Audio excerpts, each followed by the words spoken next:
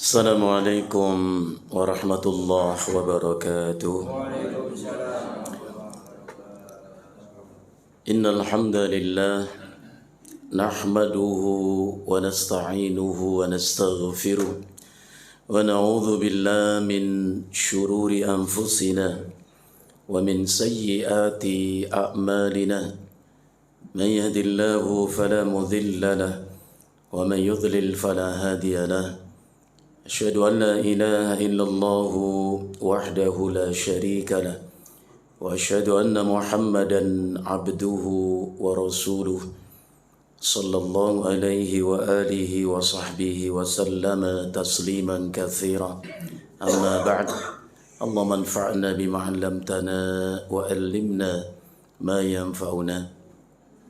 Bapak-bapak dan ibu-ibu, saudara-saudaraku yang saya cintai karena Allah, kita memuji Allah Tabaraka wa Ta'ala sebagai ungkapan rasa syukur kita kepada Allah yang sungguh dengan nikmat Allah, pertolongan Allah pagi ini kembali kita dimudahkan Allah untuk bisa meluangkan waktu duduk sesaat di majlis ilmu yang mulia ini, imtithalan wa ijabatan liqauli ta'ala, sebagai bentuk memenuhi dan mengamalkan firman Allah Tabaraka wa Ta'ala, yakni di dalam Al-Quran surat At-Taubah ayat 122. Surat At-Taubah 122 Allah berfirman, A'udzu billahi minasyaitonir rajim. Wa ma kana al-mu'minuna liyanfiru kaffah فلولا نفر من كل فرقة منهم طائفة ليتفقهوا في الدين ولينذروا قومهم إذا رجعوا إليهم لعلهم يحذرون. Ayat ini artinya وَمَا كَانَ الْمُؤْمِنُونَ لِيَنْفِرُوا كَافَةً, tidak sepatutnya lah bagi orang-orang yang beriman itu pergi seluruhnya, berangkat semuanya. Jangan, kata Allah. Walaupun mafhumul ayat, yakni berangkat ke medan perang. Karena di ayat lain Allah berfirman, infiru khifafan wa thiqala. Infiru, kata Allah, berangkatlah, pergilah ke medan perang. Khifafan, apakah dengan berat langkah atau ringan langkah? Khifafan dengan ringan langkahkah, atau thiqala dengan berat langkah, pergi ke medan perang. Atau demikian kata Allah, jangan semuanya gitu. Apalagi cuman pergi tahun baruan Pak ya, enggak semuanya lah ya. Saya tadi menunggu ada nggak informasi ulang itu, Afan Ustadz kajian dibatalkan, jamaahnya sedang liburan, ternyata enggak dibatalkan ya. Masya Allah. Jadi kita mengamalkan ini, tak patut kiranya orang ini pergi semuanya. Falaula nafara min kulli firqatin minhum ta'ifah. Mengapa tidak ada dari masing-masing golongan kelompok itu? Kalau bahasa kita dari masing-masing RT RW itu yang paling dekat skalanya. Ta'ifatun, sekumpulan manusia duduk dalam satu majlis, liyatafaqqahu fiddin, untuk mengkaji, memahami agama Allah. Karena salah satu tanda orang itu Allah cintai, Allah kehendaki untuknya kebaikan, yang gampang kita kenali adalah bahwa Allah memahamkan orang itu terhadap agamanya. Itu ucapan Nabi, may yuridillahu bi khairan yufaqihu fiddin. Siapa yang Allah kehendaki untuknya kebaikan, Allah fahamkan ia terhadap agamanya. Dan faham itu tentu dengan belajar, dengan memahami, mengkaji, enggak serta-merta kita faham. وَلِيُنْذِرُوا قَوْمَهُمْ إِذَا رَجَعُوا إِلَيْهِمْ, dan supaya mereka bisa mengingatkan kaumnya ketika ketemu dan kembali kepada kaum mereka itu, la'allahum yahdharun, agar mereka hati-hati, agar mereka berhati-hati. Bahkan Imam Muslim di dalam kitab sahihnya menyebutkan satu riwayat dari Uqbah ibn Amir radhiyallahu anhu. Uqbah bin Amir berkata, kharaja alaina Rasulullah sallallahu alaihi wasallam wa nahnu fi suffati Rasulullah pernah menemui kami. Saat itu kami sedang ada di Sufa. Sufa itu bagian samping dari Masjid Nabi. Maka ada istilah Ahlus Sufa. Ya, penghuni Sufa. Sufa itu bagian samping Masjid Nabi. Siapa itu Ahlus Sufa? Hum adhyaful Islam. Mereka itu ya tamu-tamu Islam. Mereka itu adalah fuqara'ul muslimin, orang-orang fakir di antara kaum muslimin. Sudah tiba di Madinah, nggak punya tempat tinggal, nggak punya rumah, nggak punya kerabat di Madinah. Tinggal di mana? Di masjid. Berapa jumlah mereka? 70 sampai 80 orang. Yang dikenal dengan Ahlus Sufa. Kaum orang-orang miskin, Pak. Jadi kalau Nabi dapat sedekah begitu ya, langsung di-drop kepada Ahlus Sufa, kasih semua. Karena mereka berhak untuk mendapatkan itu. Tapi kalau Nabi mendapatkan hadiah, maka sebagian untuk beliau dan keluarganya, sebagian untuk Ahlus Sufa. Ketika mereka duduk di Sufah itu, di Masjid Nabi itu, datang Nabi kepada mereka. Nabi mengatakan apa? Ayuhibbu ahadukum ayyaghduwa kulla yawmin ila budhan aw ila al-aqiq. Ayuhibbu ahadukum. Apa kalian mau? Maukah kalian, kata Nabi, untuk pergi setiap pagi hari ke tempat namanya Budhan atau Al-Aqiq. Disebut dua nama tempat, Budhan dan Aqiq. Apa itu? Nama tempat digembalakannya onta-onta sedekah di pinggir kota Madinah. Padang gembala namanya Budhan. Maukah kalian pergi ke Budhan setiap hari? Setiap pagi hari. Untuk apa? Fayati binaqataini qaumawaini. Untuk mengambil masing-masing 2 ekor onta yang bagus, yang gemuk. Masya Allah. Jadi setiap hari boleh ambil 2 ekor onta tiap hari. Nah kalau 1 bulan kan 60 ekor onta. Hah? Masya Allah. Ambil, pilih yang kalian sendiri. Masing-masing 2 ekor onta yang gemuk, yang bagus. Fi ghairi ithmin, tanpa ada dosa, wala qat'i rahimin, dan tidak pula memutuskan silaturahim. Jadi pelajarannya, jadi banyak orang itu mendapatkan harta apapun bentuknya, suka nyerempet dengan dosa dan menyakiti orang. Nabi mengatakan, ambil masing-masing kalian 2 ekor onta yang manapun kalian suka, 2. Tak ada dosa dan tidak pula pemutusan silaturahim. Penawarnya menggiurkan, bukan? Sahabat seluruhnya mengatakan, ya Rasulullah, nuhibbu dzalik. Kami mau ya Rasulullah. Kami mau ya Rasulullah. Lagian siapa ditawari onta, 2 ekor onta, suruh milih sendiri, nggak pakai uang, seneng lah. Kita pun rasanya nggak akan menyanyiakan kesempatan itu kalaupun mungkin. Di sini Rasulullah memberikan pelajaran kepada sahabat waktu itu. Apa Rasulullah mengatakan? Afala yaghdu ahadukum ilal masjid. Kalau saja kalian mau pergi ke masjid. Coba lihat kalimat ini. Sahabat sudah di masjid, tapi Nabi mengatakan, afala yaghdu ahadukum ilal masjid. Mengapa kalian tidak pergi ke masjid? Pesannya apa kalimat ini? Yang di luar masjid, masuklah ke dalam masjid. Yang sudah di masjid, sabar sebentar, duduk di masjid. Itu makna kalimat itu. Untuk apa? Fayata'allama aw yaqra'a ayatain min kitabillah. Untuk mempelajari, untuk mengkaji atau membaca paling tidak 2 ayat dari kitab Allah, itu Al-Quran. Anda di masjid kita berada, 2 ayat saja kita baca, kita pelajari, kata Nabi. Khairun min naqatain qaumawain. Itu jauh lebih baik, lebih berharga baginya dari sekedar onta yang gemuk tadi. Ini ucapan Nabi sahih di sini. Jadi value, nilai duduk di masjid membaca Al-Quran, memahaminya, 2 ayat saja jauh lebih baik, lebih berarti baginya ketimbang 2 ekor onta. wa thalathun khairun min thalath. 3 ayat lebih baik daripada 3 ekor onta. Wa arba' khairun min arba'. Dan 4 ayat yang dibaca di masjid itu jauh lebih baik ketimbang 4 ekor onta. Wa min a'dadihinna minal ibili. Dan berapapun ayat yang dibaca itu jauh lebih baik daripada onta sejumlah ayat-ayat itu. Masya Allah.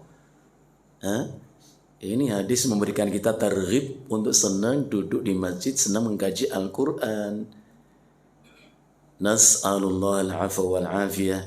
Mudah-mudahan Allah Subhanahu wa ta'ala menjadikan pertemuan kita ini satu pertemuan yang kita semua mendapatkan limpahan rahmatnya, dan perpisahan usai pertemuan ini perpisahan yang kita semua mendapatkan ampunannya.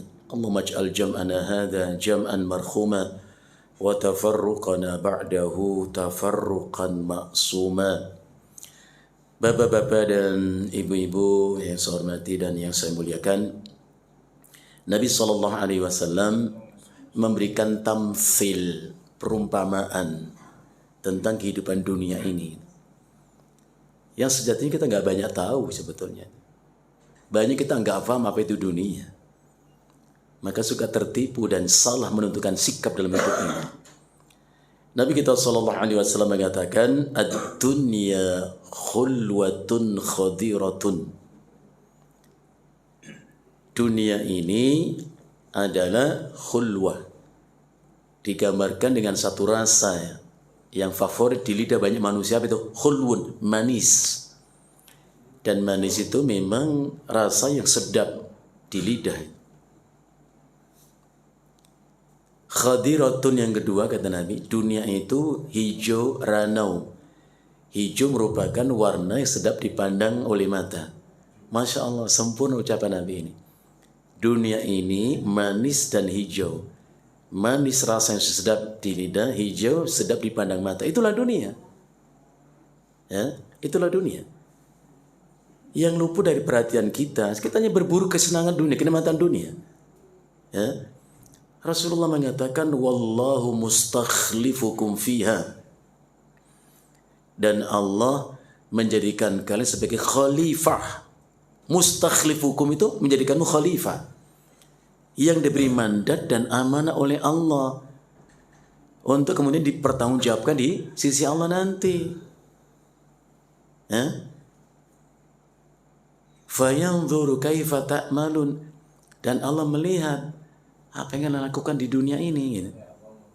Dilihat oleh Allah, dia perhatikan, nanti diminta pertanggungjawaban. Jadi hidup ini bukan sesuatu yang cuma-cuma dan sia-sia. Coba perhatikan Al-Quran surat Al-Qiyamah. Ada ayat yang bunyinya, ayahsabul insanu ayyutraka suda. Jadi kalau kita baca ayat, benar melafadzkannya, hati benar memahaminya. Karena membaca itu wasilah untuk memahaminya. Al-Imam Abul Abbas Ahmad ibn Abdurrahman ibn Qudamah rahimahullah, beliau mengatakan, fal qira'atu hiya wasilatun litadabbur. Membaca itu wasilah untuk memahami. Membaca itu saran untuk mengerti. Jadi kalau kita hanya membaca tanpa pernah mengerti, nggak tercapai tujuan Al-Quran diturunkan. Ya? Jadi harus memahami, belajar memahami ayat itu. Bahkan dalam surat Muhammad ayat 24 Allah ingatkan kita sebegitu jelasnya. Afala yatadabbaruna al-Qur'an, tidakkah mereka mau memahami Al-Qur'an? Am ala qulubin aqfalu, ataukah terkunci sudah hati-hati mereka? Jadi subhanallah, Allah memberi pesan kepada kita. Kalau tidak rindu lisan melantunkan Al-Quran, tak rindu hati mengenal Al-Quran. Patut diduga hati sudah terkunci. Wala'iyadzubillah. Jadi kita harus belajar ayat yang manapun kita baca, perbaiki bacaan, tahsinul qiraat. Bagus bacaannya, upayakan. Yang kedua, fahami. Termasuk firman Allah yang pendek ini. Ayahsabul insanu ayyutraka suda. Yang artinya, apakah manusia mengira bahwa dia akan dibiarkan begitu saja? Dicipta dengan sesempurna ciptaan, nikmat begitu melimpah dan Allah biarkan begitu saja. Kalimat ini dalam tata bahasa Arab disebut dengan istifham ingkari. Strukturnya pertanyaan tapi bentuknya maksudnya pengingkaran. Salah, keliru manusia kalau mengira bahwa dicipta oleh Allah, diberikan nikmat dan dibiarkan suka-suka dia. Salah itu. Bahkan Al-Imam Asy-Syafi'i rahimahullah ta'ala menjelaskan ayat ini, beliau mengatakan ay la yu'maru wa la yunha. Salah manusia kalau mengira dia itu enggak diperintah oleh Allah dengan perintah-perintah dan tidak pula dilarang dengan larangan-larangan. Oh tidak, hidup itu ada perintah-perintah, ada larangan-larangan. Itulah amal gitu. Tunduk patuh kepada terhadap perintah ya dikerjakan semampu kita. Tunduk patuh kepada terhadap larangan ditinggalkan. Maka kematian itulah akhir daripada kehidupan. Dan kalau orang sudah mati, Nabi mengatakan inqata'a amaluhu, putus sudah amal-amalnya. Artinya selama dalam gerak nafas kita, selama kita masih merasa detak jantung kita, harus beramal, harus berbuat sesuatu. Jangan diam. Maka kita tidak pernah paham kenapa ya. Ini kita terbawa perasaan soalnya. Orang begitu euforia menyambut pergantian tahun baru. Padahal ditanya tahun baru siapa? Bingung juga dia. Hah? Tahun baru siapa? Punya kita atau punya orang lain kan begitu. Dalam sholat mengatakan, ihdinas siratal mustaqim. Ya Allah tunjukkan jalan yang lurus. Siratal ladzina an'amta alaihim, jalan orang kau beri nikmat untuk mereka. Para nabi, para siddiqin, para syuhada, para salihin. Kita kuatkan dengan kalimat ghairil maghdubi alaihim, bukan jalan orang yang kau murkai ya Allah yang kami minta. Nabi ketika ditanya manil maghdub alaihim ya Rasulullah, siapa yang Allah murkai ya Rasulullah, Nabi mengatakan hum al-yahud, orang Yahudi. Waladzallin, dan bukan pula jalan orang yang sesat. Nabi ditanya wa man humudz dzallun, siapa sesat? Humun nasara. Loh, kita ngomong begitu tiap salat. Udah gitu pakai amin pula. Amin atau diganti? Masih amin kan Pak ya? Ghairil maghdubi alaihim waladzallin. Apa? Amin. Jangan yang lain. Qabul. Dari mana sunahnya begitu? Tetap amin. Itu doa yang artinya Allah mastajib, ya Allah ijabah doa kami. Gak ada kaitannya dengan paslon yang manapun. Ini aneh. Ini manusia macam apa ini? Gak berani ngomong amin. Dikira kita berafiliasi kepada kelompok. Enggak, itu sunnah. Nabi mengatakan amin. Sekarang gak mau Pak. Diam. Ya Allah, apa urusannya ya Pak ya? Dikata dengan qabul. Mana sunnahnya begitu? Nah, Bapak dan Ibu yang saya hormati, saya muliakan, kalau kita bicara tentang amal, hidup itu beramal. Jadi, kenapa orang pergantian tahun baru kok begitu senang? Padahal ganti tahun itu berarti tambah tahun, Pak. 2023 nanti ganti 2024. Ya. Tambah tahun berarti tambah umur kita. Tambah umur berarti kurang. Masya Allah gitu. Karena umur itu sudah muqaddar. Rasulullah ingatkan kita, a'maru ummati ma baina sittin ila sab'in. Umur umatku itu antara 60-70. Ada sahabat bertanya, tapi ada yang sampai 70 lebih ya Rasulullah, 80 bahkan lebih. Apa Rasulullah menjawab? Qalilun man yajuzu dzalik. Sedikit umatku yang umurnya sampai segitu, sedikit. Nabi nggak sampai 70, Pak. Sedikit kata Nabi. Jadi umur itu sudah muqaddar. Sebut saja patokannya 60 lah gitu ya. Tahun pertama lahir, ya, berarti kepake 1 tahun. Tinggal 59 tahun. Tahun kedua tinggal 58 tahun umur itu.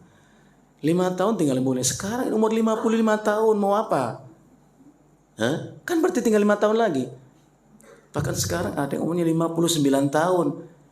Masih senang-senangan begitu. Euforia masih, Masya Allah.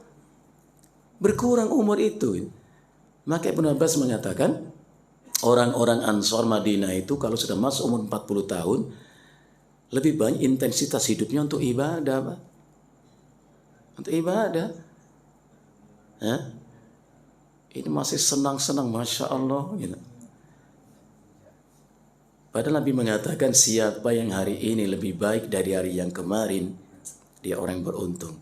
Siapa yang hari ini sama dengan kemarin, dia itu orang rugi. Siapa yang lebih buruk dari kemarin, itu orang yang tercela, hina itu. Mal'unun, terhina. Jadi itu yang harus kita pikirkan. Jadi kalau tahun yang akan datang lebih baik dari kemarin, itu beruntung kita. Tapi kalau sama, ya rugi dia. Lebih buruk, na'udzubillah. Jadi urusan apa? Urusan ibadah dan amalnya. Enggak usah direken, tetap ganti, Pak. Tetap berganti. Itu hanya fase saja, waktu saja kok. Ya.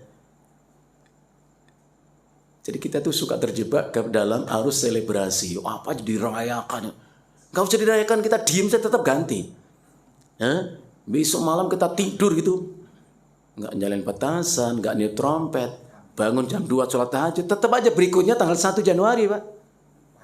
Ya pasti apa yang membuat kita heboh? Nggak ada. Masya Allah. Jadi kita itu tertipu. Kemarin Bapak, Ibu, hari yang sudah berlalu dengan semua amal-amal kita. Hari ini adalah kesempatan buat kita mau apa? Hari esok hari belum tentu ada waktu buat kita. Masya Allah. Jangan sia-siakan hari ini gitu. Kemarin sudah lewat. Hari ini kesempatan. Hari esok, besok belum tentu ada waktu buat kita. Bapak dan Ibu yang saya hormati, saya muliakan. Bicara tentang amal tentu tidak luput dari sebuah niatan. Karena para ulama menggambarkan amal itu ibarat jasad. Al-amalu jismun wa ruhuhu al-ikhlas. Amal itu ibarat satu tubuh. Dan tubuh itu akan hidup dan bergerak, beraktivitas kapan? Selama masih ada ruhnya. Begitu pula dengan amal. Masih akan ada arti dan makna amal itu kalau masih ada ikhlas, ada niatan yang baik. Kalau amal itu kehilangan keikhlasannya, kehilangan niatan baiknya, ibarat tubuh yang kehilangan ruhnya. Asbahat jussatan hamidatan. Kalau jasad sudah kehilangan ruhnya, nggak lebih dari seonggok bangkai yang tak berguna. Langsung dimandikan, dibungkus, dikafani, langsung cepat dikubur. Ya, itulah jasad. Maka kenapa sih orang itu, kata Sosmin, kok suka memanjakan jasad loh? Ada orang makan malamnya itu sampai 7 juta loh, Pak. Nginepnya ada satu malam di hotel tertentu itu 800 juta. Nginep. Saya melihat itu, Allahu Akbar. Saya ingat ucapan Sa'usain rahimahullah ta'ala. Gak usah sebutkan namanya lah, siapa orangnya lah. Yang pasti duitnya banyak itu.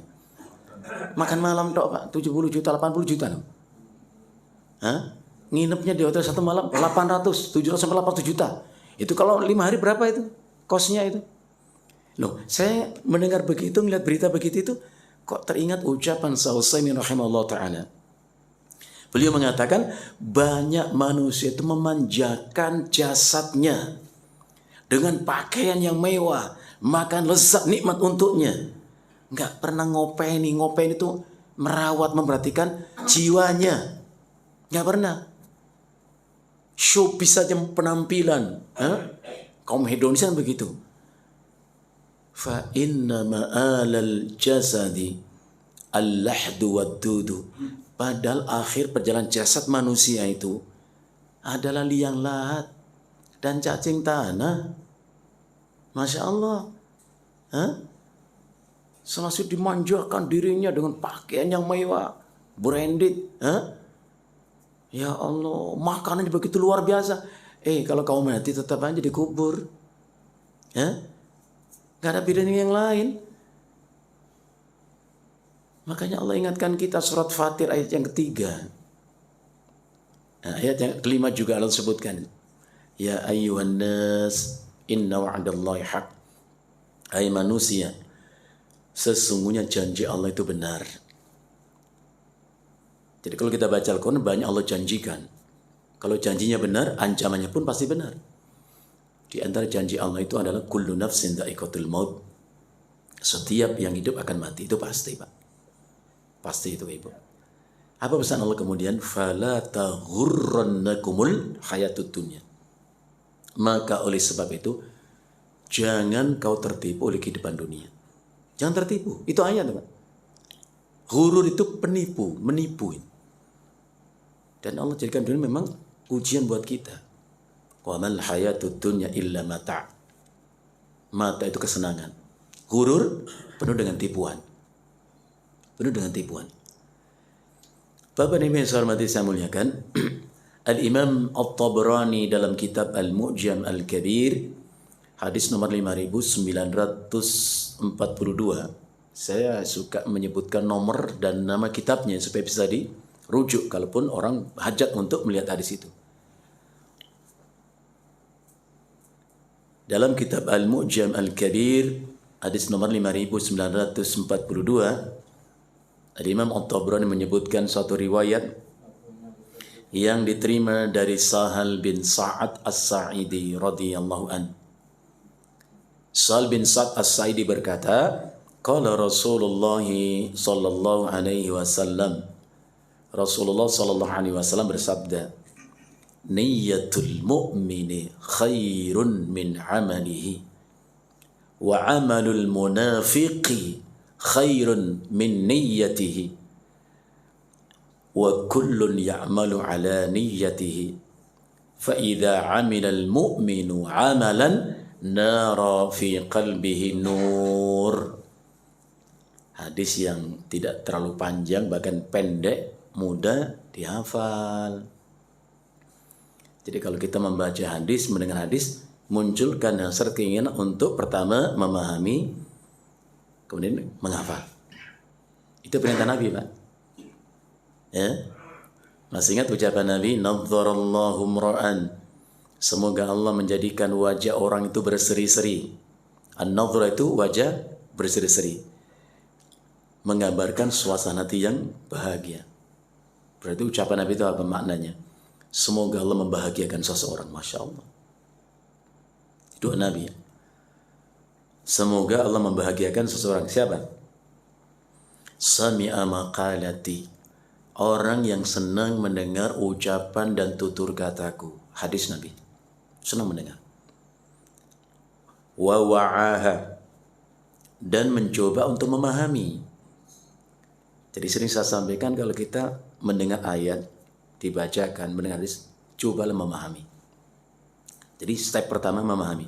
Jangan menyelisih. Oh, ayat itu mutlak benar, hadis itu mutlak benar kok. Kenapa ada upaya untuk menyelisih? Pahami dulu. Bahkan kalau ada jiwa kita kok berontak, nggak terima dengan ayat dan hadis, ingin membantahnya, Fadilatul Syekh Saleh Sulaiman Ar-Ruhaili, Fadilatul Syekh Sulaiman Ar-Ruhaili, beliau mengatakan, kalau sudah muncul di hati kita, wah ini ayat begini-begini, kita tuh ragu itu, kita mau menepisnya, katakan di hati kita, Sadaqallah wa rasuluh wa kadzabat nafsi. Allah maha benar, Rasul benar, jiwaku yang bohong. Ya, jadi siapapun kita yang ketika mendengar ayat, memahami ayat, kok berontak jiwa kita itu, nggak terima itu, katakan Allah yang benar, Rasul yang benar, kau yang salah. Jadi jangan mengikuti hati kita, perasaan kita. Karena ilmu itu apa yang diajarkan Allah lewat lisan Rasulnya. Yang kita rasakan belum tentu itu ilmu, Pak. Rasulullah SAW bersabda, Ala inna rabbi amarani an u'allimakum ma jahiltum mimma 'allamani yaumi hadha. Kata Nabi, sesungguhnya Allah, Rabbku, memerintahkan aku untuk apa? An u'allimakum, untuk kusampaikan ilmu kepada kalian, hai manusia. Ma jahiltum, apa yang semula kamu tidak tahu. Apa kamu awalnya jahil? Jadi sifat manusia itu jahil awalnya. Itu sifat bawaan manusia. Wa kana apa itu firman-Nya? Wa laqad aradna al-amanata 'ala as-samawati wal ardi wal jibal fa abaina yahmilnaha fa ashfaqna minha wa hamalaha al-insan innahu kana zaluman jahula, kata Allah. Manusia itu zalim dan bodoh. Jadi belajar begini mengkikis kebodohan dikit-dikit loh. Ya? Jadi Allah perintah Nabi untuk mengajarkan kepada kita ilmu yang kita semula tidak tahu. Mimma 'allamani yaumi hadza. Di antara apa yang Allah ajarkan untukku hari ini. Jadi ilmu itu yang Allah ajarkan untuk kita lewat lisan Rasulnya. Makanya kalau kita perhatikan surat An-Najm 23 dan 28, Masya Allah. Tentang orang-orang musyrik itu yang penuh percaya diri begini macam-macam. Mempertuhankan selain Allah. Ada Lat, ada Uzza, ada Manat, ada Hubal, sesembahan mereka. Apa Allah mengatakan? Iyattabi'una illa dhanna wa ma tahwal anfus. Mereka itu hanya mengikuti prasangka, angan-angan mereka. Dan mengikuti apa yang ingin nafsu mereka. Jadi kita harus belajar, nafsu terus dikendalikan. Kalau berontak dia, kita katakan Allah yang benar, Rasul yang benar, kamu yang salah. Jadi bukan mengikuti nafsu. Orang mau ikuti kata hatimu. Kalau hati kita ngomongnya salah, kenapa diikuti? Surat An-Najm ayat 28 sama. Ma lahum bihi min ilmin. Mereka itu sesungguhnya enggak mengetahui, enggak punya ilmu. Iyattabi'una illa dhanna wa inna dhanna la yughni minal haqqi syai'a.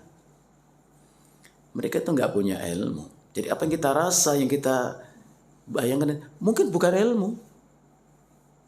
Ilmu itu yang Allah ajarkan lewat lisan Rasulnya. Mereka itu nggak punya ilmu tentang ini dan itu. Mereka hanya mengikuti prasangka mereka. Dan prasangka itu, kata Allah, tidak mendatangkan kebaikan apapun. Jadi kalau kita membaca, mendengar ayat, hadis, coba memahami. Itu tadi hadisnya. Sami'a maqalati, dia mendengar ucapanku. Wa wa'aha, dan mencoba berupaya untuk memahaminya. Al-wa' itu faham. Baru yang berikutnya wa hafidhuha, dan menghafalnya. Kan ada orang mengatakan bahwa dia nggak percaya dengan peristiwa Isra dan Mi'raj, gitu. Karena nggak ada saksi. Masya Allah. Bagaimana membenarkan peristiwa yang disebutkan dalam Al-Quran, Isra dan Mi'raj? Siapa saksinya? Masya Allah. Dia ingkari karena tidak ada saksi. Tidak cukupkah firman Allah? Subhanalladzi asra bi'abdi laylan. Cukup ayat itu kita benarkan. Jadi Allah perintahkan kita membenarkan. Kul sadaqallah. Katakan maha benar Allah. Dalam apa? Fil akhbari. Dalam setiap pemberitahuannya pasti benar. Ya. Jadi kita berupaya untuk memahami dan kemudian menghafal. Insya Allah di sini nggak cukup panjang, bisa dihafalin. Rasulullah bersabda, niyatul mu'min khairun min amalihi. Niat yang ada di hati orang beriman itu lebih baik daripada amalnya itu sendiri. Dan kalimat seperti itu butuh penjelasan. Jangan salah paham. Seolah yang penting cukup niat, amal nggak penting karena nggak lebih baik daripada niat. Nggak ada pesan seperti itu. Justru ucapan Nabi ini mengisyaratkan bahwa tidak ada amalan yang baik yang dilakukan oleh seorang mukmin melainkan itu berangkat dari sebuah niatan yang baik. Dan atau kalau kita punya niatan yang baik, langsung ditindaklanjuti dengan amal perbuatan. Jangan memberikan syaitan kesempatan menggoda kita untuk menggugurkan niatan kita ini. Coba Bapak Ibu renungkan, pernah nggak punya niatan baik, kemudian nggak jadi? Masya Allah. Jadi kalau punya niatan baik dan kita yakin itu baik, langsung dieksekusi, kerjakan semampu kita. Niat itu kan perbuatan hati. Kalau kita ditanya apa itu niat? Apa itu niat? Yang Rasulullah katakan itu lebih baik daripada amal itu sendiri. Al-Imam Abu Abdillah Ibnu Qayyim Al-Jauziyah rahimahullah di dalam kitab Ighathatul Lahafan min Masaidis Syaitan. Kitab ini disusun oleh Al-Imam Ibnu Qayyim rahimahullah. Ighathatul Lahafan min Masaidis Syaitan. Beliau mengatakan, an-niyyatu hiya al-qasdu wal 'azmu 'ala syai'. Niat itu artinya tujuan dan keinginan seseorang untuk melakukan amal. Itulah niat. Jadi niat itu adalah tujuan dan keinginan dengannya orang melakukan amal. Jadi dengan demikian setiap amal itu pasti diawali dengan niat. Bahkan Syaikh rahimahullah ta'ala mengatakan, fal amalu natijun minal iradati wal iradatu hiya an-niyah. Semua amal itu adalah hasil daripada niat. Berangkat dari sebuah niat. Gak ada amal tanpa niat itu. Niat itu bisa baik dan atau bisa buruk. Bisa baik, bisa buruk. Jadi orang beriman itu kalau punya niat baik, langsung ditindaklanjuti dengan amal. Beda halnya dengan orang munafik. Nabi mengatakan, wa amalul munafiki khairun min niyati. Sedangkan orang munafik itu amalnya ditampakkan begitu sempurna di mata manusia, tapi niatannya rusak. Niatannya rusak. Jadi dia hanya performa saja, penampilan saja. Subhanallah, bayangkan Bapak Ibu. Orang munafik nggak berat lisan untuk mengatakan kami beriman, nggak berat. Maka jangan suka menyatakan dengan lisan lah. Apa jadi nyatakan? Belum tentunya dinyatakan lisan itu ada di hati. Allah berfirman, wa minan nasi may yaqulu amanna billahi wa bil yaumil akhir wa ma hum bimu'minin.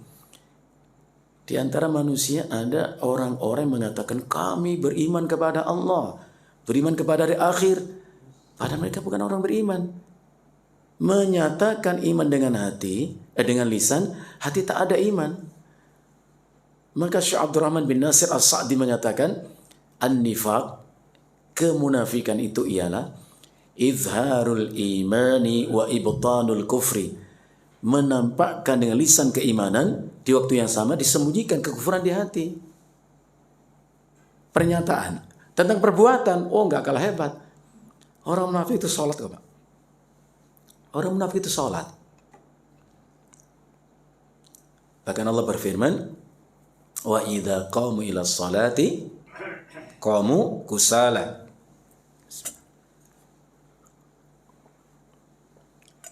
Apabila orang-orang munafik itu sholat, mereka sholat dengan penuh kemalasan. Itu ayat.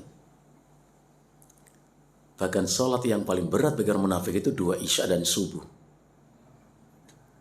Ya? Kenapa mereka berat sholat itu? Kenapa mereka malas? Karena bagi mereka sholat itu bukan bentuk ibadah kepada Allah. Bukan ta'abbudan lillah. Enggak. Kalau kita kan sadar, kenapa sholat? Ini memang ibadah. Saya dicipta Allah untuk ibadah. Orang munafik tidak. Mereka sholat bukan ibadah kepada Allah, tapi yura'unan nas. Mereka itu riak kepada manusia. Kamuflase, pencitraan. Kalau ketemu orang beriman, mereka mengatakan kami beriman. Tapi kalau kembali kepada syaitan mereka, kawan-kawan mereka mengatakan inna ma'akum. Kami tetap bersama kalian. Seirama, sefrekuensi dengan kalian. Oh tapi kamu tadi ngomong beriman. Innama nahnu mustahzin. Kami hanya mengolok-olok saja. Masya Allah. Maka seburuk-buruk niat dalam amal adalah riya. Riya. Maka kita harus menata niatan kita.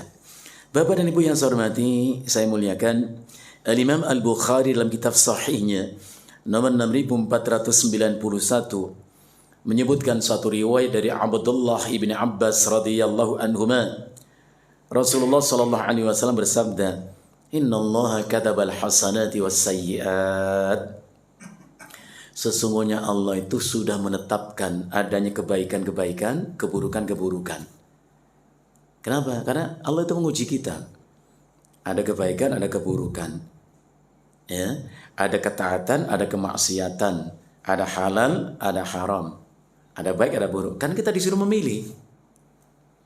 Tengok surat Al-Kahfi. Allah berfirman, "Wa qul haqqu min rabbikum." Katakan kebenaran. Katakan yang benar itu yang datang dari Allah, Rabb kalian. Faman syaa falyu'min wa man syaa falyakfur. Yang mau beriman, berimanlah. Yang mau kufur, kufurlah. Karena diuji oleh Allah kita. Yang mau taat, taatlah. Yang mau maksiat, maksiatlah. Boleh maksiat, Pak. Karena ujian kok. Tapi jangan salah, apapun pilihan kita itu berakibat. Bukan sama akibatnya. Ada orang yang kurang ilmu, kurang iman mengatakan, tuh lihat, perhatikan. Tuhan saja mengakui adanya pluralitas keberagaman. Boleh kok Tuhan kita nggak percaya kepada dia? Ya Allah, ya Rabb. Memang boleh. Beriman boleh, kufur juga boleh, murtad juga boleh. Tapi lihat surat Al-Qalam, Allah berfirman, "Afanaj'alul muslimina kal mujrimin?" Sepotong ayat saja pahami. Innal muttaqina 'inda rabbihim jannatin na'im. Sesungguhnya bagi orang bertakwa yang beriman itu nanti di sisi Allah itu surga yang penuh dengan kenikmatan. Siapa ini? Orang beriman, orang bertakwa. Kalimat berikutnya apa? Afanaj'alul muslimina kal mujrimin? Lantas apakah akan kami jadikan sama antara orang-orang banyak dosa dan maksiat itu seperti orang yang berserah diri kepada kami? Ya beda dong akibatnya. Beda. Jangan dikatakan sama gitu. Masa sama orang yang taat dengan yang maksiat? Ya beda lah. Ya. Rasulullah kemudian mengatakan, "Faman hamma bihasanatin falam ya'malha." Maka siapa yang memunculkan ya al-himmah, keinginan untuk berbuat baik, memunculkan niatan yang baik, kataballahu lahu 'inda hasanatan kamina. Allah catat sudah untuknya kebaikan yang sempurna. Masya Allah. Kalau untuk mengamalkan satu amalan mungkin kita nggak mampu. Karena syarat amal itu al-istita'ah, kemampuan. Pergi haji mungkin nggak semua orang mampu, Pak. Ya, karena Allah berfirman, ya, walillahi 'alan nas hajjul bait. Adalah kewajiban manusia terhadap Allah pergi haji. Untuk siapa? Man istata'a ilaihi sabila, bagi yang mampu. Kalau amal butuh syarat, itu kemampuan. Kalau niat nggak pakai syarat, tinggal munculkan saja. Siapa di antara kita yang belum pergi haji? Mungkin ada. Munculkan niat. Niat itu kan hanya perbuatan hati. Nanti kalau saya punya rezeki lebih, saya mau infak dan sedekah. Niat munculkan, itu sudah kebaikan. Qadar Allah, diberi Allah rezeki lebih. Amalkan niatan kita itu, baru kejujuran itu ada di situ. Wa man hamma biha fa'amila. Siapa yang punya keinginan berbuat baik, lantas dia kerjakan kebaikan dengan izin Allah, dengan kemudahan dari Allah. Kataballahu lahu 'indahu asyra hasanat ila sab'i mi'ah wa ila ad'afin katsira. Maka Allah lipatkan pahalanya 10 kali lipat sampai 700, bahkan kelipatan-kelipatan yang tidak terhingga. Masya Allah. Jadi munculkan niat untuk berbuat baik. Allah beri kesempatan, kemampuan, lakukan. Maka kelipatan pahala itu sampai 10, 700, bahkan tidak terhingga. Betapa untungnya kita kalau punya niatan baik. Ustaz, tapi kan gak setiap orang muncul niatan baik, karena muncul niatan buruk. Bagaimana kalau muncul niatan buruk? Rasulullah jelaskan berikutnya. Wa man hamma bisayyi'atin, Dan siapa yang muncul niatan, keinginan untuk berbuat keburukan. Karena ingat, Rasulullah mengatakan wal qalbu yahwi wa yatamanna. Hati manusia itu selalu diliputi angan-angan dan keinginan. Ini masalah kita. Dan gak semuanya baik. Ngelihat perempuan cantik, ngelihat doang, Bin. Coba kalau dia itu istriku. Ada keinginan tuh ada. Siapa bilang mengatakan tidak? Ngelihat orang punya mobil bagus. Coba kalau saya punya mobil. Itu namanya at-tamanni, berangan-angan. Al-hawiyah, keinginan. Selalu ada begitu. Yang jadi masalah, yang muncul suka-suka yang jelek. Bagaimana kalau muncul pikiran jahat, niatannya jelek seperti itu? Itu di luar kuasa kita. Rasulullah mengatakan, "Faman hamma bisayyi'atin." Siapa yang memunculkan niatan buruk di hatinya, ingin berbuat buruk, falam ya'malha, namun tidak ia lakukan, berarti ada kemampuan mengkanternya, menolak, menahannya. Caranya tadi sederhana, kata saya Sulaiman Ar-Ruhaili. Jadi kalau muncul pikiran macam-macam, katakan Allah yang benar, Rasul yang benar, kamu yang salah. Banyak angan-angan ya. Katakan sama diri kita sendiri. Jangan diperturutkan. Qul sadaqallah wa rasuluh wa kadzabti anti ayatu nafsi. Allah benar, Rasul benar, kamu yang salah wahai jiwaku. Jiwa yang buruk ini. Omeli Pak, diri kita sendiri Pak. Ngomelin orang. Diri kita. Hah? Masya Allah. Rasulullah mengatakan, tuba liman syaghalau aibu an uyubin nas. Sungguh bahagia orang yang sibuk memperbaiki dirinya, kesalahan, kekurangannya, sehingga tak ada waktu untuk melihat orang lain. Lihat orang buruk, aku juga buruk, aku perbaiki diriku sendiri. Wa tuba liman amila bi ilmihi, dan beruntung kata Nabi orang yang beramal dengan ilmunya. Mafhum mukhalafahnya, enggak beruntung, rugi orang yang beramal tanpa ilmu. Wa tuba liman anfaqal fadla min malihi wa amsakal fadla min qawli. Masya Allah. Sungguh beruntung orang yang berinfak, bersedekah, menginfakkan, mensedekahkan apa yang lebih di antara hartanya. Jadi kalau kita merasa lebih harta, infakkan, itu beruntung. Wa amsakal fadla min qawli, dan menahan apa yang lebih dari ucapannya. Kita suka terbalik kok. Uang ditahan rapat-rapat itu nggak keluar dari kantongnya. Ucapannya, wow, nyerocot dari mulutnya. Salah. Antum jangan membantah. Itu Ustaz ngomong mulu. Ada mic-nya masalahnya. Ini kalau diambil saya berhenti ngomong. Yang repot Bapak nggak ada mic kok ngomong, kan salah. Ibu nggak ada mic-nya ngomong. Ini kalau mati mic saya berhenti ngomong. Berhubung masih ada, saya terus berbicara.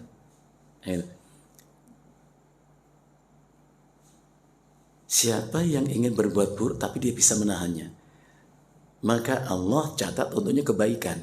Dengan catatan, ya, dengan catatan kalau ia tinggalkan keburukan yang dimunculkan di hatinya itu takut kepada Allah.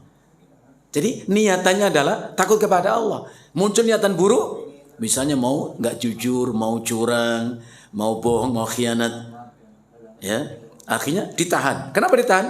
Takut kepada Allah. Itu yang dapat kebaikan. Makanya ada doa Nabi Bapak Ibu yang insya Allah Bapak Ibu sudah hafal ya. Rasulullah mengucapkan, Allahumma qsim lana min khasyiatika. Ya Allah, anugerahkan untuk kami sifat takut kepadamu. Takut kepadamu. Ma takhulu bihi bainana wa baina maksiatik.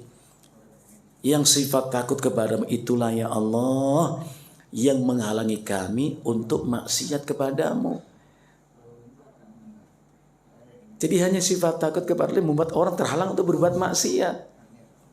Kalau orang bertanya, saya tuh kok asal pengen berbuat pasti sukses, pasti saya lakukan. Oh, kau nggak takut sama Allah. Jadi kalau sifat takut menghalangi dia berbuat maksiat, baru dapat kebaikan sempurna. Tapi kalau diurungkan niat buruk itu karena hilang kesempatan, hilang kemampuan, maka tetap berdosa Pak. Jadi kalau Bapak Ibu niat buruk, apalah bentuk keburukan, nggak jadi. Tanyakan, kenapa nggak jadi? Kalau kan takut kepada Allah, itu dapat kebaikan. Tapi kalau hilang kesempatan dan kemampuan, tetap berdosa. Mana dalilnya? Al-Imam Al-Bukhari dalam kitab sahihnya nomor 6975 menyebutkan satu riwayat di mana Rasulullah bersabda, "Idzal taqal muslimani bisayfihima." Kalau ada dua orang muslim ya saling berhadapan satu sama lainnya dengan membawa pedang, Masya Allah, ini orang lagi marah, berantem, berkelahi. Ada muncul yang saling membunuh di antara dua orang ini. Bawa pedang semuanya, bawa senjata tajam. Terjadi perkelahian. Satu orang mati di antara dua orang tadi, terbunuh oleh kawannya. Rasulullah mengatakan, "Fal qatil wal maqtulu finnar." Maka orang yang membunuh dan yang dibunuh, kedua-duanya masuk neraka. Mendengar penjelasan Nabi itu, sahabat bertanya, "Ya Rasulullah, hadza al-qatil wa ma balu al-maqtul." Wahai Rasulullah, kalau orang membunuh itu masuk neraka, kami faham. Itu kejahatan, jarimah, kejahatan. Tapi ada apa dengan orang yang terbunuh? Kok juga masuk neraka ya Rasulullah? Hah?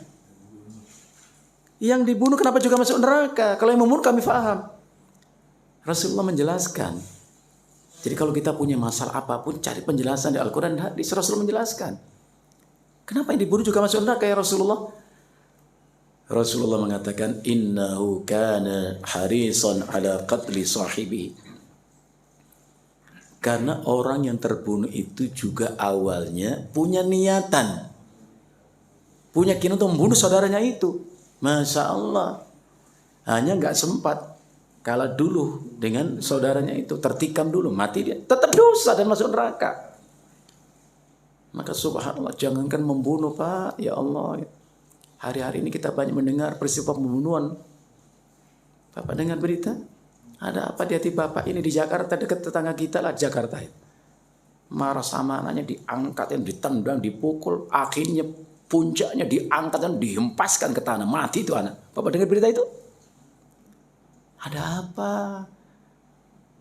Sudahkah hilang sifat sayang seorang ayah kepada anaknya, darah dagingnya?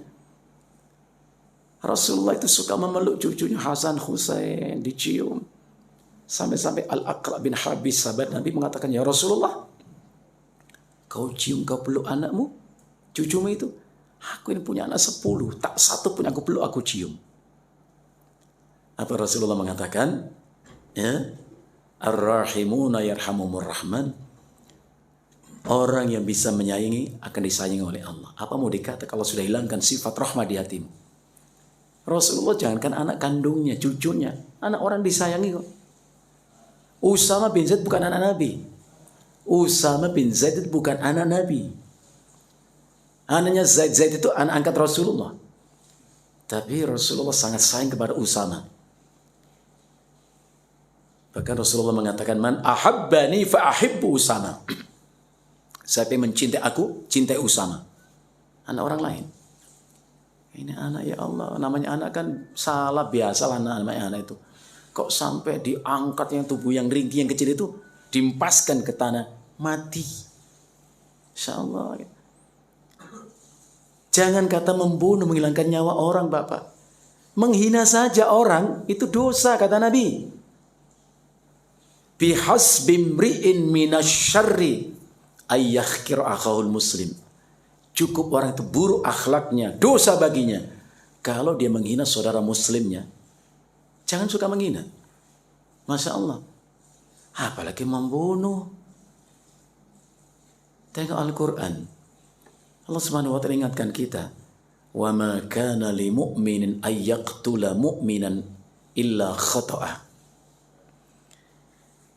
Tidak sepatutnya dan tidak dibolehkan seorang mukmin membunuh saudara mukminnya kecuali karena kekeliruan, ketidaksengajaan. Gak ada niatan. Mungkin ada motor ngebut itu, nabrak orang itu mati, berarti gak sengaja. Wa man qatala mu'minan khata'an, siapa yang membunuh orang beriman tidak sengaja, fatahriru raqabah, maka dia harus memerdekakan seorang budak yang beriman.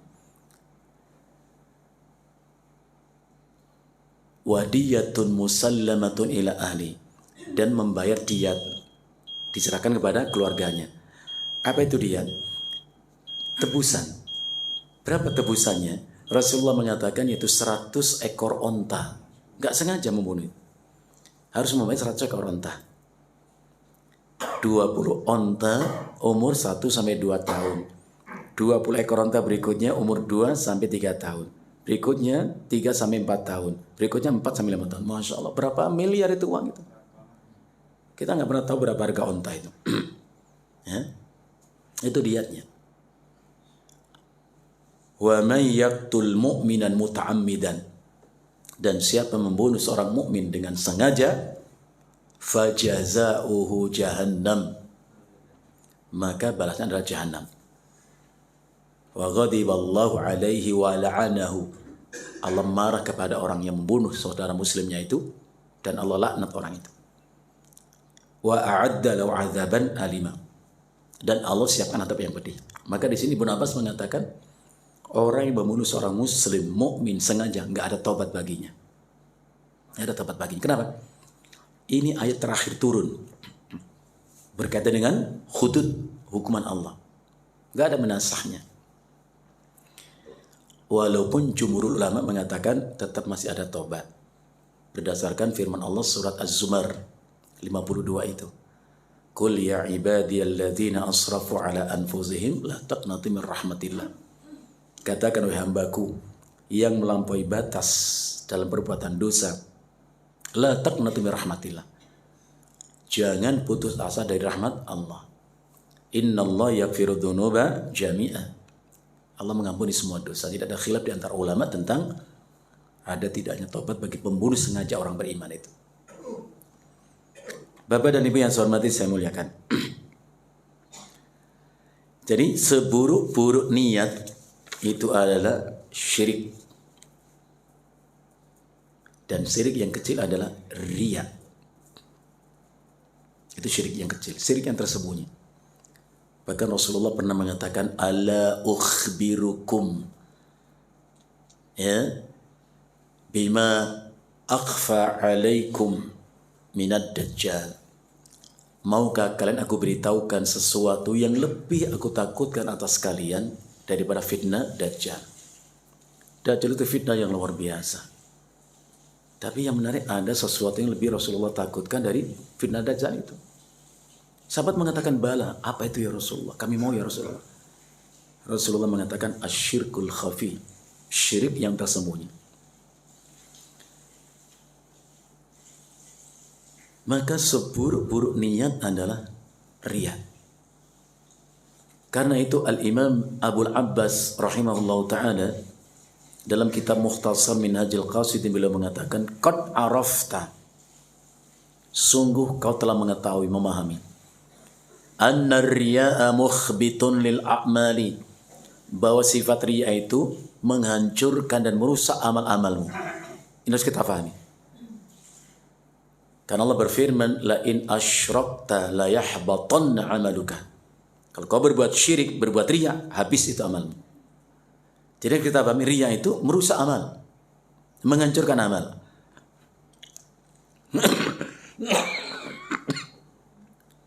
Wa sababun limuqtillahi ta'ala, dan itu menjadi sebab kita dimurkai oleh Allah. Wa annahu minal muhlikat, dan itu termasuk yang membinasakan kita. Faman hadha haluhu, kata beliau, maka siapapun yang seperti itu ya keadaannya, asal kita beramal pasti riya ya. Masya Allah gitu. Riya itu menampakkan amal kepada orang supaya dipuji. Maka Luqman Al-Hakim, Bapak Ibu, pernah menasihati putranya, ya bunayya ittaqillah, wa anakku bertakwalah kau kepada Allah. Itu perintah Allah, takwa. Wala turin nasa bi annaka takshahu, dan jangan kau perlihatkan. Ara yuri itu memperlihatkan. Muncul kata riya di situ. Ara yuri riyaan. Jangan engkau perlihatkan dirimu dan amalmu di depan manusia seolah engkau yang paling takut kepada Allah. Untuk apa diperlihatkan? Liyukrimuka bidzalik, supaya mereka memuliakanmu dengan kepura-puraanmu itu. Hati-hati. Bahkan ada satu hadis, walaupun saya periksa di sini sanadnya tidak cukup kuat. Tapi ingat, rata-rata hadis itu yang lemah itu sanadnya. Jadi kalau ketemu hadis yang sanadnya lemah, ya masih bisa dilihat, diperiksa itu matan hadisnya ada masalah atau tidak dengan kaidah yang umum. Kalau tidak ada masalah, masih diambil pelajaran. Maka Ibnu Katsir mengatakan, hada al-hadis dha'iful isnad sahihul makna. Hadis ini memang lemah sanadnya tapi benar maknanya. Jadi begini, sanad lemah itu begini, bahkan ada silsilah penyampai hadis itu, an fulan, an fulan, an fulan. Di situ ada orang yang lemah. Lemah itu misalnya ghairu dhabit. Ghairu dhabit itu kalau dengar itu enggak jelas, suka-suka enggak konsentrasi gitu loh, Pak. Jadi orang ngomong apa yang sampai ke telinga itu beda, namanya ghairu dhabit. Kurang perhatian atau kurang kuat itu pemahamannya. Yang kedua ghairu siqah, enggak bisa dipercaya, suka bohong. Atau dha'ful khifti, apalanya lemah. Nah, gara-gara orang seperti ini, hadis itu jatuh derajatnya. Bukan hadisnya yang bermasalah, tapi lewat orang yang bermasalah. Maka kalau ada hadis lewat jalur kita, lemah semua hadis itu. Dhaif semua. Ya. Hadis ini memang lemah sanadnya, tapi maknanya benar. Apa punya hadis itu?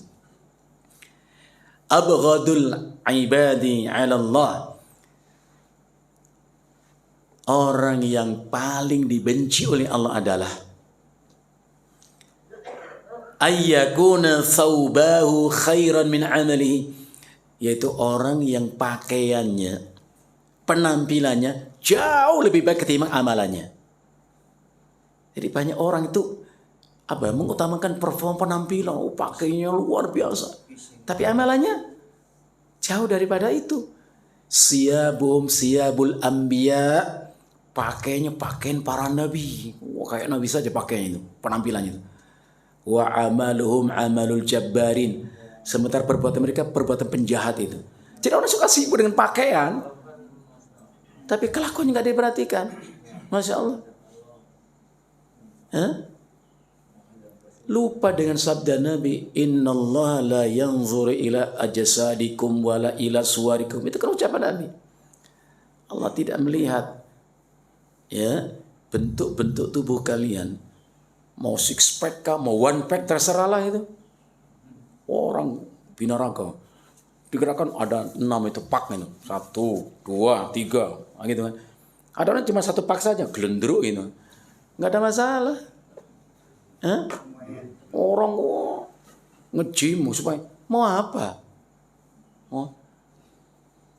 Allah nggak ngeliat itu.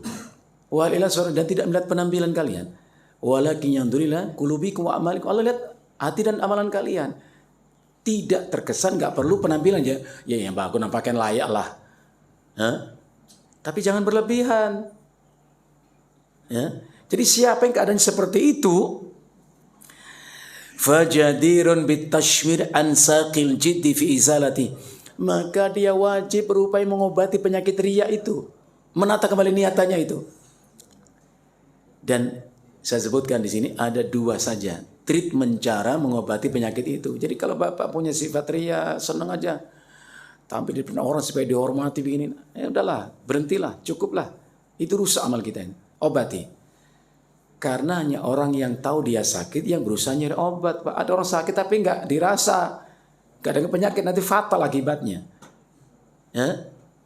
Bapak, riya, sum'ah, hasad, dengki, penyakit atau bukan? Penyakit itu, obati.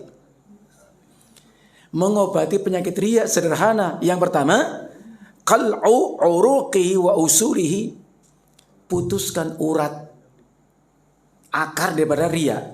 Riya itu hanya akibat, ada akarnya. Kayak pohon itu tumbuh dari sebuah akar. Potong itu akar, mati pohon itu. Apa akarnya sifat riya itu? Yaitu hubbul jahi wal manzilati. Cinta kepada kehormatan, kemuliaan dan kedudukan. Jadi orang itu ingin dihormati, dimuliakan. Jadi orang respect kepadanya, senang dia. Orang memujinya, senang dia. Ini penyakit sebetulnya. Dipuji dengan pujian tidak proporsional itu menghina namanya. Anda tidak sadar. Ya. Jadi senang pujian dan nggak mungkin dipuji kalau nggak punya kedudukan. Jadi orang rebut kedudukan supaya dapat penghormatan, pujian. Masya Allah, itu penyakit sebetulnya. Dan akar yang satu ini punya akar yang ke bawahnya itu 3. Kenapa orang senang dihormati? Kenapa orang suka dipuji? Suka tampil. Orang kagum kepadanya. Hah? Yang pertama yaitu hubbu ladzatil hamdi, karena dia masih merasakan manis dan nikmatnya pujian. Yang kedua al-firar min alami dhammi, merasa perih dan pahit kalau dicaci. Jadi kalau kita masih punya rasa sedap nikmat di hati kita dengan pujian orang dan perih kalau kita dicaci, udahlah habis amal kita itu. Itu akar semua riya di situ. Jadi kalau kita sekarang masih punya sifat seperti itu Pak Ibu, dipuji orang gitu. Senyum, senang gitu.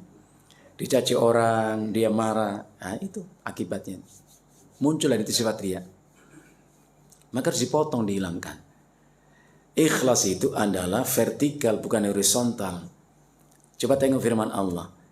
Di antara sifat orang yang mulia itu kata Allah, Pak, wala yakhafuna laumata laim. Tidak punya rasa takut akan cacian orang suka mencaci. Enggak takut. Orang yang tidak mengharap pujian, Pak, cacian enggak akan menakutkan. Tapi kalau Bapak senang dipuji, takut kalau dicaci. Akhirnya apa yang terjadi? Kita menyesuaikan ucapan perbuatan kita dengan apa yang orang inginkan. Itu lelah dan melelahkan. Ya. Maka saya suka menasihati diri saya sendiri. Ya. Orang yang benci kepada kita mungkin dia jujur dalam memaki kita. Karena dia nggak lelah mencari keburukan kita, disebutkan keburukan kita, itulah mencaci. Sebaliknya orang yang jujur sama kita, orang yang cinta sama kita mungkin dusta dalam pujiannya kepada kita. Hah?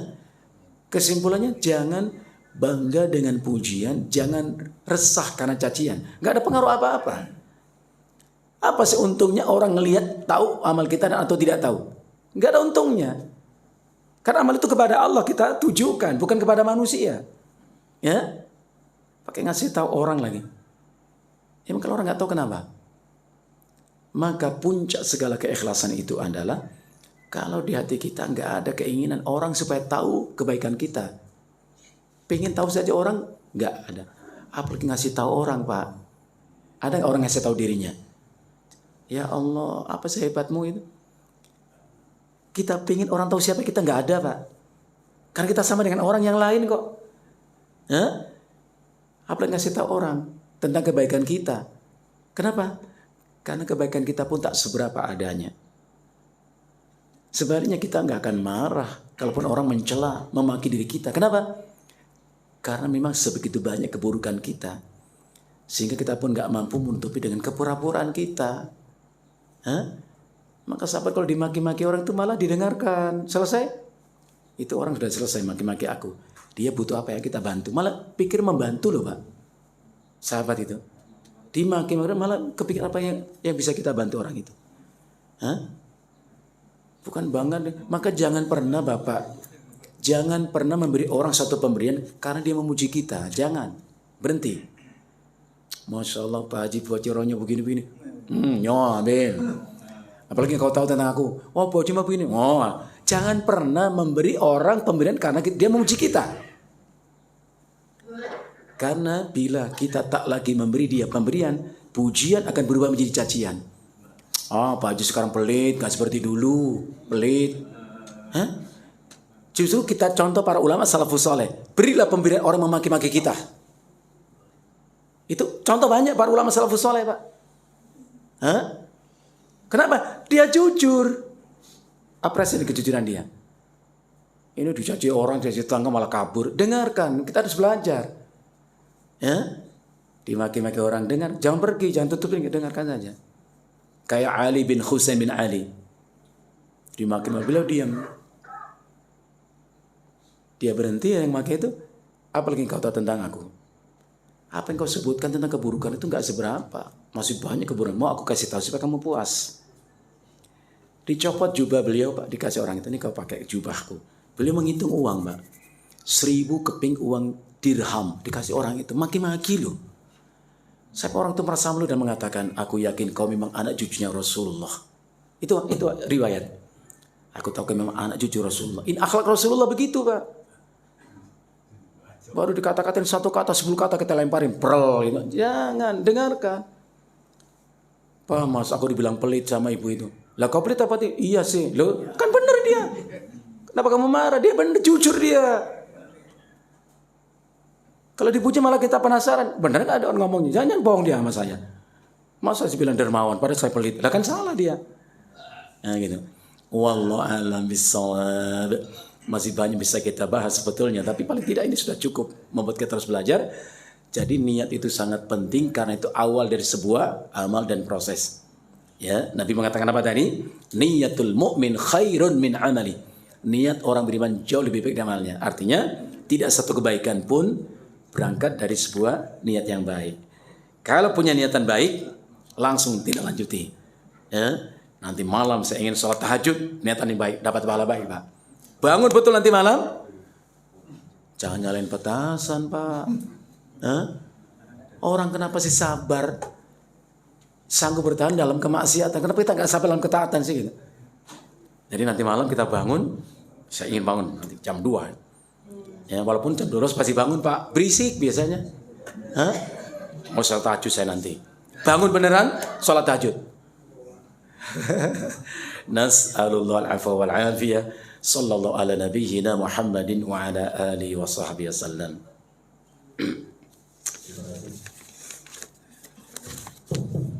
Terima kasih kepada Ustaz Mansur yang menyampaikan materi pagi hari ini. Kepada Bapak dan Ibu, barangkali ada yang ingin ditanyakan, kasih waktu 2 ya. Silakan. Assalamualaikum warahmatullahi wabarakatuh. Misalkan bilang tentang riya, Nah, gimana Ustaz kalau dalam diri nggak diutarakan keluar, tapi diri sendiri membanggakan diri, saya berbuat baik, saya udah amal ini, tapi dalam hati nggak diucapkan keluar, gimana? Allah Subhanahu wa taala berfirman, "Wa la yahsabanna alladziina yuhibbuna ay yuhmadu bima fa'alu." Jangan orang-orang yang senang dipuji atas sesuatu yang tidak mereka lakukan itu baik bagi mereka. Buruk. Ibnu Qudamah rahimahullah ta'ala mengatakan, kalau orang memuji kita, ingat Bapak, memuji itu menyebutkan kebaikan, sifat, perbuatan ini, itu memuji namanya. Jadi kalau orang memuji kita, kata beliau, tengok dirimu, ada nggak sifat-sifat yang baik yang pantas kau dipuji? Kita periksa, ada ternyata. Ada sifat baik dalam diri kita. Kalaupun kita merasa senang, kata beliau, bukan senang karena pujian orang itu, tapi senang karena Allah memberi kita sifat yang baik, sehingga orang merasakan dampak kebaikan kita. Tapi kalau kita periksa dalam diri kita, nggak ada sifat baik orang memuji kita, tapi kita masih senang. Wa farahuka bil madhi ghayatal jununi, kata beliau. Maka senangmu dengan pujian, nggak ngomong sih terima kasih atas pujian, nggak ngomong begitu, cuman senyum aja Pak, senyum. Maka senangmu dengan pujian atas sesuatu yang tidak ada pada dirimu, ghayatal junun, itu puncak segala kegilaanmu. Sempurna kau gila, kata Ibnu Qudamah. Nggak ada yang mulia sifat kita. Kau dipuji, senang, gila. Dipuji kita ada, kita syukur kepada Allah. Orang dapat kebaikan kita. Umar bertanya seperti itu, Pak.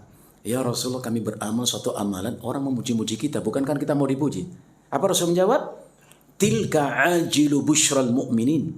Itulah berita gembira Allah untuk orang beriman. Orang sekeliling merasakan kemanfaatan kebaikan dari dirinya. Bukan karena kita ngarepin pujian, enggak. Karena sebaik-baik manusia yang paling menebarkan kemanfaatan, bukan kemudaratan. Coba tengok diri kita masing-masing. dengan lingkungan kita, tetangga, kerabat kita, lebih banyak mana yang kita tebarkan? Kebaikan atau keburukan? Kemanfaatan atau kemudharatannya mana? Saya katakan kalau kita belum bisa ngasih orang manfaat, jangan timpakan mudharat. Kalau kita belum bisa membuat orang tersenyum bahagia dengan ucapan perbuatan kita, jangan buat mereka sedih dan menangis karena ucapan kita. Itu minimal gitu, Pak. Nah sekarang kita balik, bagaimana kalau kita dimaki-maki orang? Ibnu Qudamah mengatakan, ya kau periksa dalam dirimu, ada nggak sifat buruk? Karena memaki itu menyebut keburukan. Ada nggak? Ada ternyata. Bersyukur dan berterima kasih kau kepada orang itu. Dia berani menyebutkan sifat buruknya, kau pun nggak berani melihatnya. Apresiasi orang itu. Jujur dia mengatakan kepada kita keburukan kita untuk diperbaiki. Kalau kita periksa nggak ada sifat buruk, maka tak mengapa. Keburukan itu bagi orang itu, kebaikan bagimu. Lantas apa ruginya kita? Jadi kesimpulannya Bapak, kita dipuji itu nggak menambah kemuliaan kita. Dicaci nggak mengurangi kemuliaan kita, enggak. Ya. Orang yang mulia itu yang hanya dimuliakan oleh Allah. Orang hina itu yang dihinakan oleh Allah. Yang sudah Allah hinakan nggak akan mulia Pak, walaupun dipuji, disanjung oleh manusia, enggak. Yang sudah Allah muliakan gak akan hina walaupun dicaci oleh manusia, gak akan hina. Jadi jangan risau dengan itu semua. Jadi Bapak kita harus belajar. Jadi Bapak tadi senang lah gitu dengan pujian orang. Ya, ada perasaan bahagia. Bahagianya itu bukan karena ucapan orang itu kepada kita, tapi kita bersyukur kepada Allah diberi sifat-sifat yang mulia sehingga orang bisa merasakan kebaikan kita gitu. Wallahul musta'an. Kita nggak perlu menyangkal, Ustaz. Gimana? Diri kita nggak ada di itu orang, kita perlu membantah apa? Ya nggak usah. Nanti terjadi panjang itu. Nanti seolah Bapak itu memproteksi diri. Ya. Enggak. Dimaki-maki orang. Contoh saya tadi sebutkan Ali bin Husain itu. Maki-maki orang. Beliau mengatakan apa yang kau sebutkan tentang keburukan itu nggak seberapa. Masih banyak keburukanku. Masih mau nggak aku kasih tahu supaya kamu puas. Akhirnya dikasih jubah tadi. Jadi nanti kita belajar Pak.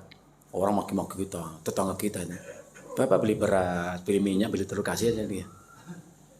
Udah, terima kasih. Nah, orang itu jujur masalahnya. Kalau dia nggak jujur, dia dosa bagi dia, pahala buat kita. Terus apa ruginya kalau kita diam? Nggak perlu diklarifikasi, Pak. Ya diam aja lah, nggak apa-apa. Takutnya Bapak nanti menikmati pujian. Nah ini keterusan begitu Pak. Materi saya bilang, jangan pernah memberi seseorang pemberian apapun karena dia memuji kita. Jangan, berhenti. Jangan. Kalau perlu dibalik sekarang. Berani memaki-maki saya, kasih sesuatu. Dia itu jujur. Orang bingung. Pak Haji ini gimana ya? Saya maki-maki malah dikasih. Dikasih ini. Itulah petunjuk Allah dan Rasulnya. Nah, gak apa-apa. Berarti kan jujur dia kan. Kalau dia nggak jujur, dosa bagi dia. Pahala buat kita kok. Udah cukup Bapak ingat tadi. Al-Muflis orang bangkrut itu loh Pak. Cukup lah. Ini orang sholat, puasa, macam-macam kebaikan, tapi suka mencaci orang. Nanti diambil kebaikan orang itu, dikasih orang yang dicaci makinya itu kebaikannya. Jadi nggak rugi kok Pak dicaci orang, nggak rugi kok. Cuman kita tuh hanya itu tadi terlalu baper, emosional. Harga diri saya dihina, diinjak-injak. Injak-injak apa? Cuman ngata-ngatain doang kok diinjak-injak harga diri saya. Situ ketinggian harga dirinya. Pencemaran nama baik. Kayak Kalimalang aja tercemar itu. Apanya? Wallahul musta'an. Jazakumullah. Assalamualaikum warahmatullahi wabarakatuh. Kita sebagai umat Islam tentu paham bahwa Al-Quran adalah firman Allah Nah. yang tidak ada campuran dan hadis Nabi itu adalah kata-kata Rasul. Nah, pada fenomena sekarang yang kita lihat bahwa banyak hal-hal yang terjadi di masyarakat, baik itu masalah tentang pembunuhan, korupsi, apa dan sebagainya, dan rata-rata itu adalah orang-orang yang Islam. Nah, kalau saya kaitkan tadi dengan apa yang Ustaz tadi sampaikan, bahwa mengkaji Al-Quran lebih bagus daripada tadi berdengung dari sana. Artinya pengkajian ayat-ayat suci Al-Quran itu lebih banyak manfaatnya daripada kekayaan yang akan diberikan. Oleh sebab itu saya sebagai mungkin umur tidak tetapi sebagai pemula mohon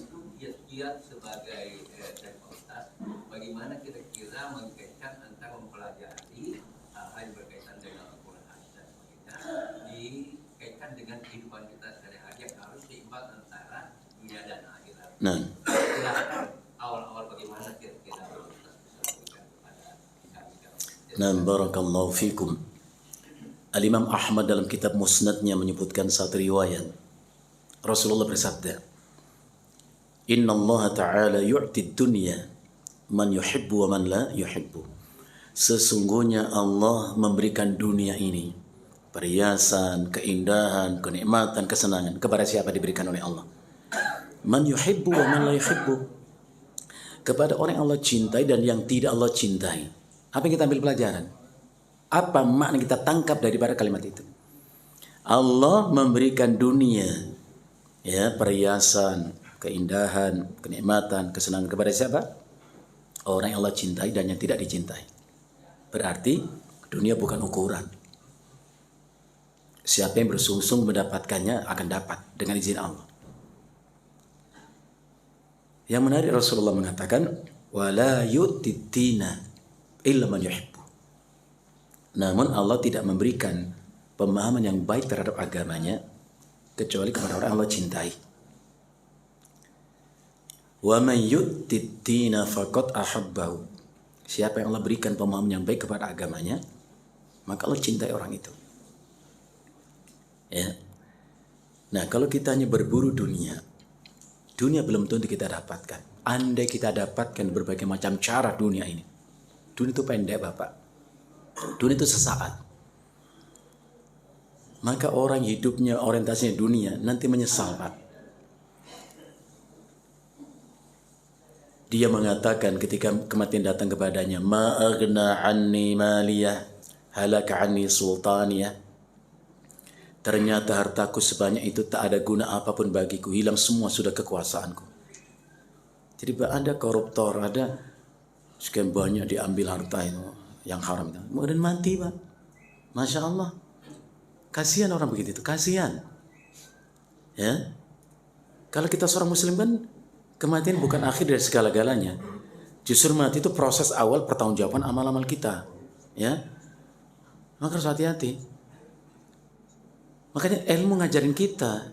Ilmu yang saya maksud tadi kan jelas Al-Quran dan hadis. Coba Bapak renungkan firman Allah.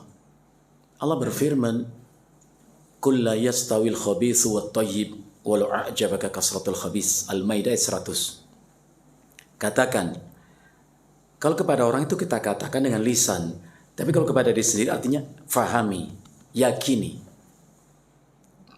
bahwa tidaklah sama antara yang buruk dengan yang baik. Tidak sama antara yang haram dengan yang halal. Allah yakinkan diri kita nggak sama. Walau a'jabaka kasratul khabith, walaupun yang buruk, yang haram tapi jumlahnya besar, itu menggoda hatimu, kata Allah. Kita tergoda atau tidak? Lah kalau ngambil uang cuma 1.000, 2.000, sejuta untuk apa? Tapi kalau sudah miliaran, triliunan, orang suka terpeleset, Pak, di situ. Hah? Allah juga katakan, ya ayyuhallazina amanu la ta'kulu amwalakum bainakum bil batil. Itu ayat. Baca dan pahami.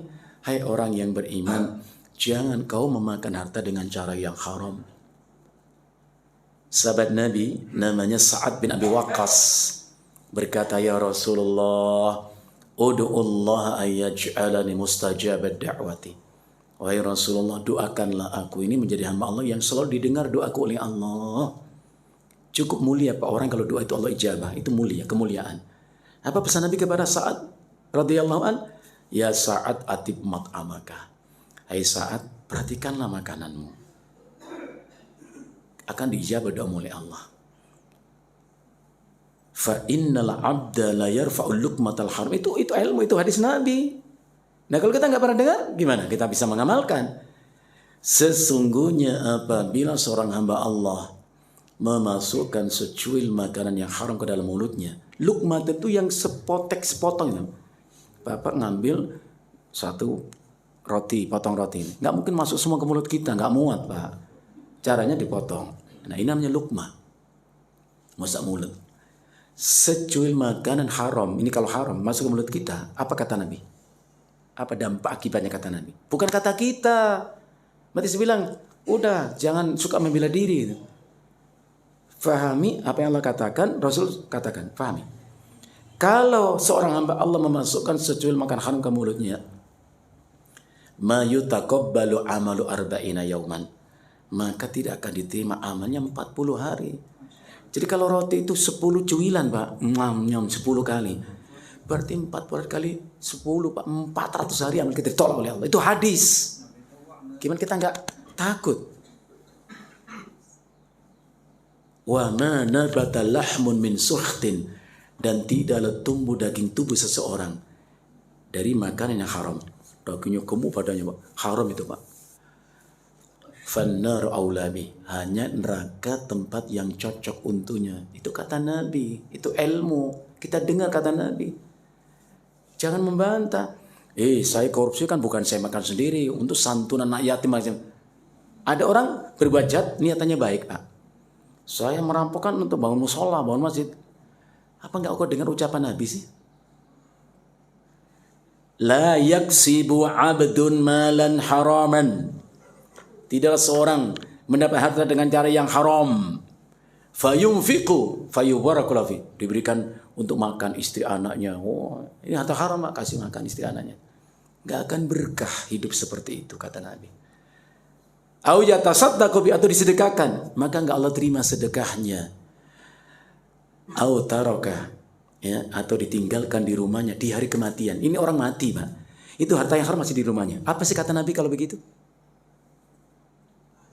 Rasul mengatakan illa kana zadahu ilan nar.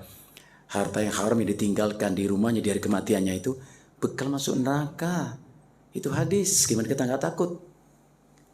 Termasuk Rasulullah mengatakan man lam yubali min aina iktasabal mala. Siapa yang merasa tidak peduli dari mana, dengan cara apa ia dapatkan harta. Falam yubalillahu min ayyibabin adkhalahun nar, maka Allah pun tak peduli lewat pintu neraka yang manakah ia dicampakkan ke neraka. Itu membuat kita harus hati-hati. Orang nggak takut urusan orang, kita takut Pak. Ya? Jadi hidup itu harus seperti itu. Jadi Al-Quran dan lain sebagainya ukuran, aturan, way of life kita itu Al-Quran dan Sunnah gitu. Ya. Kita memang butuh uang, ya, alat tukar untuk kebutuhan kita cari uang, tapi dengan cara yang halal lah. Makanya perempuan yang salihah menasihati suaminya Pak kalau mau berangkat kerja gitu.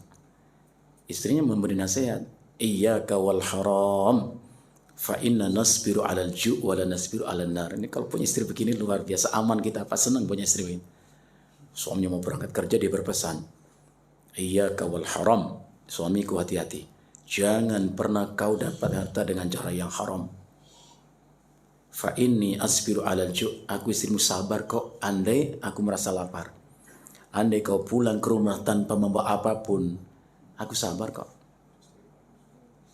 Wala nasbiru 'alan nar, tapi kalau kau bawa pulang uang yang haram, aku tidak sanggup dibakar di api neraka nanti. Bukan sebaliknya Pak. Hah? Istri ngancam-ngancam suami, kalau lu nggak bawa duit nggak usah pulang. Ya Allah, punya istri satu aja udah capek, apalagi punya 4 begini modelnya. Waduh, ya, dukung suami untuk taat kepada Allah ibu gitu. Ya, jadi kalau suami gajinya 10 juta gitu ya, 15 juta, wah, bawa 500 juta, katakan min aina, dari mana kau dapatkan ini? Istri harus tahu dari mana sumbernya. Pastikan kalau haram tolak itu. Jangan bawa pulang uang haram. Jangan malah seneng, papa tahu apa yang ku mau gitu kan. Jangan, kalau haram jangan ibu bapak.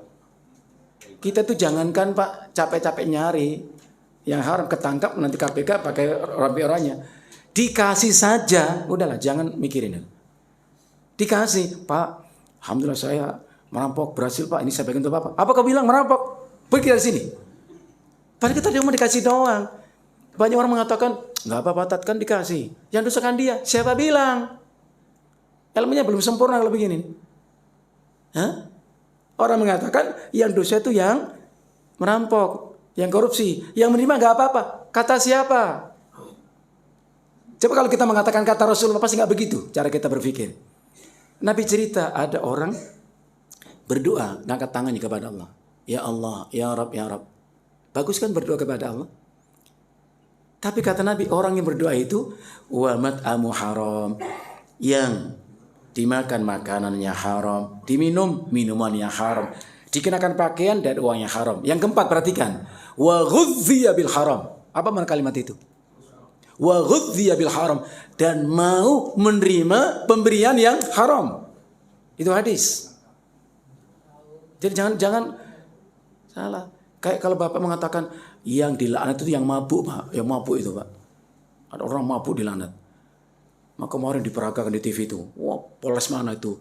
Ya, menyita banyak minuman keras. Banyak botol itu di lapangan tuh. Dilindas pakai alat itu. Ngapain diperagakan? Botol bisa hancur. Tuh pabriknya masih ada. Nanti bikin lagi. Kenapa sih? Kok bingung banget kita itu? Hah? Kenapa yang dioper kok pemakainya bukan produsennya? Kenapa sih? Hah?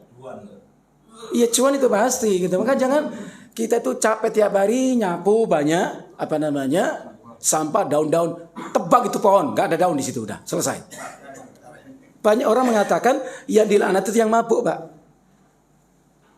Anak muda yang mabuk itu dilaknat. Jangan salah. Rasulullah mengatakan 10 yang dilaknat gara-gara khamr. 10 yang dilaknat, bukannya 1. Asiruha, yang memproses berarti karyawan, wa mu'tasiruha, itu yang punya perusahaan, wa hamila, driver yang nyuplai khamr itu, yang mengirim, yang memesan, yang menuangkan, yang meminum, dan yang tidak kalah pentingnya adalah yang ke-10. Rasulullah mengatakan apa? Wa akilu samaniya, yang ikut makan hasil jual belinya. Ada Pak Haji punya toko jual minuman keras. Pak Haji, ada miras nggak? Ada tuh. Yang merasa apa Pak Haji? Mana gua tahu, gua gak pernah minum. Gak pernah minum tuh Pak Haji. Tapi jualan itu dilaknat kata Nabi. Jangan kita sok nggak tahu. Aku cuma jualan doang kok. Sama dilaknatnya kata Nabi. Jadi kita harus belajar apa kata Allah, apa kata Rasulullah. Jangan pernah mengatakan kata saya sih. Man anta, kau ini siapa? Kau ini siapa? Katakan begitu.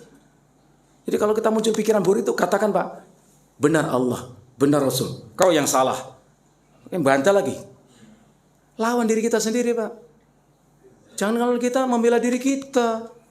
Oh yang haram itu mah, itu yang nyuli itu. Aku kan cuma dikasih, ya Allah. Gitu. Jadi memang pelan-pelan Pak kita belajar mengadaptasikan diri kita dengan nilai-nilai Al-Quran dan hadis itu. Karena itu kita yakin itu benar Pak. Yang kita rasakan sangat besar kemudian salah, karena itu nafsu, dan nafsu kita itu masih jahat. Maka dalam mukadimah kita suka mengucapkan wa na'udzubillah min syururi anfusina wa min sayyiati a'malina. Itu diucapkan kata lisan kita, arti kita harus ngerti. Aku minta perlindungan kepadamu ya Allah dari jahatnya jiwaku. Ya kita itu jahat Pak, ngajak maksiat mulu gitu. Dan buruknya amal-amal kami. Jadi amal saya, amal kita tuh nggak baik-baik amat Pak. Jiwa kita masih buruk, perlu dididik jiwa kita itu. Dan kita lebih berhajat mendidik diri kita sendiri Pak, bukan orang lain. Maka Rasulullah mengatakan ibda binafsika, awali dengan dirimu sendiri. Kita butuh itu. Wallahul musta'an walid tuqlan. Sallallahu ala nabiyyina Muhammadin wa ala alihi washabihi wasallam. Bapak Ibu sekalian, demikianlah kajian kita pagi hari ini. Luar biasa, karena kita bisa berlanjut lagi di pertemuan-pertemuan yang akan datang. Sekali lagi apa yang beliau sampaikan mudah-mudahan bermanfaat untuk kita semuanya. Amin.